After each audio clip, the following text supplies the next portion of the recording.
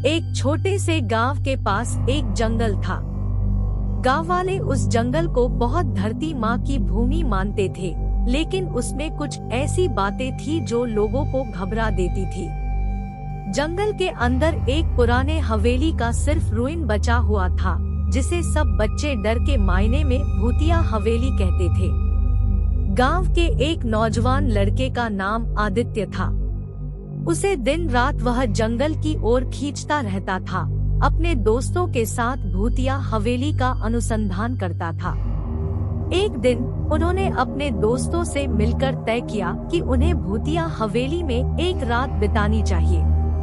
रात के अंधेरे में आदित्य और उसके 3 दोस्त भूतिया हवेली की ओर बढ़े।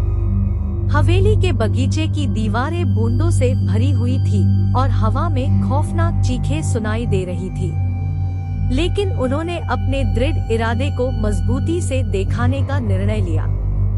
हवेली के बगीचे में एक बड़ा पुराना पेड़ था, जिसके नीचे वे लोग अपनी छाया में बैठ गए। वहां बैठकर उन्होंने एक गुलाबी रंग की रोशनी से घेरे जंगल को देखा, जिसमें पुराने हवेली की छाया से बाहर आने वाली छिद्राएं दिखाई दी।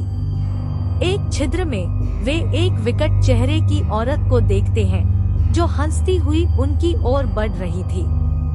आदित्य और उसके दोस्त डर से कांप गए, लेकिन वे बेहोश होने वाले थे कि उन्हें एक बड़ी आवाज से अचानक जगाया गया। तुम्हें क्या लगा, यहाँ भूतिया हवेली है? एक दादी मुस्कुराई और बोली, यह सिर्फ एक पुरानी हवेली है जिसमें हम पिछले 50 वर्षों से रह रहे हैं। दादी ने उन्हें बताया कि यह हवेली पहले एक बड़े साहूकार की थी, जो बहुत